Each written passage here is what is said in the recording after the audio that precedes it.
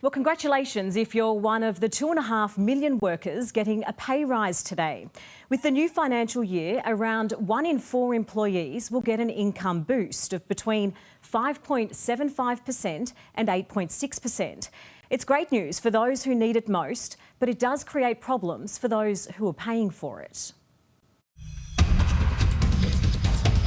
A sign of the times, the cafe cutting back on staff. The staff wages were running at about 80%, which was far too high. Another where you become the wait staff. This year has been the most challenging, probably harder than COVID. I think even during the lockdown. Or the business where customers pay in instalments. I think it's a fantastic incentive. It really offers that flexibility.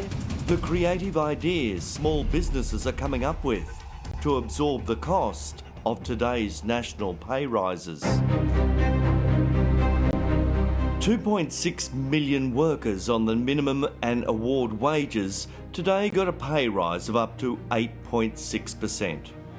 But struggling small businesses say following massive increases in utilities, interest rates and soaring inflation, this hefty pay rise for staff will break them.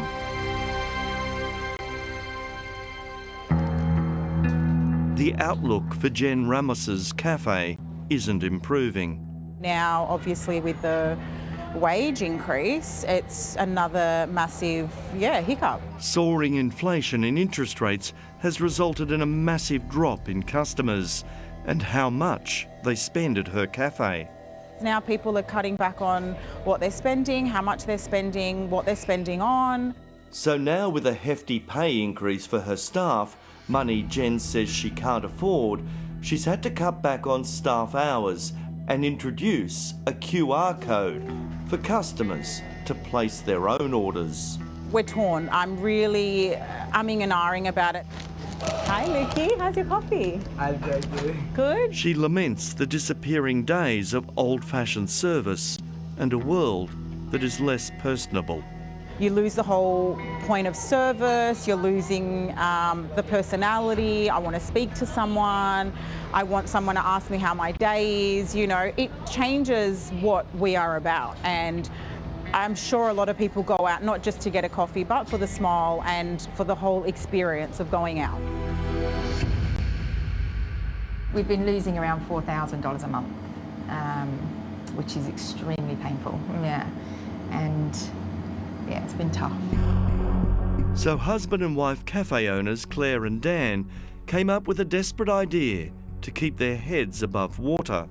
I came in that morning and I told the first customer, one of our first regulars, and then I just spent 40 minutes out the back crying. The couple earn less than their staff, but there was a time when things were okay. And then with COVID, we did really well through that stage. So they've reverted back to the pandemic takeaway only model. Just so that we can reduce the staff by half, because our income has dropped, the sales have dropped by about 50%. After 6 years, it's the last throw of the dice for the Rosie Lee Cafe. We decided we'd just have one last ditch attempt to see if we can keep it going and try and weather the storm until things pick up again. All the products have gone up, everything's gone up. So now with the wages, we will have a slight price increase. That is one thing that I have to do. So for beauty owner Olivia Mangold, the wage increase has prompted her to come up with a novel idea in the hope of not losing any more customers. It's a new way that we can offer them to pay. It's not an afterpay, so it's not a line of credit, but it's a prepay service. Beauty treatments are usually one of the first things to go when customers are feeling the financial pinch. So at the Insignia Day Spa, Olivia has introduced a membership subscription model where customers pay a little each week toward things like a colour and cut. I think it's going to be game-changing for me. And customers like Belinda say it works for her. I'm a budgeter through and through, down to the dollar each week, so this is a real good incentive and a helpful tool for a lot of people out there. Businesses like these say they've never had it harder than right now. Utilities, Inflation, interest rates, wages, everything is going up. And for them, the future is anything but rosy. It is hard. You put your blood, sweat and tears into it and not getting anywhere.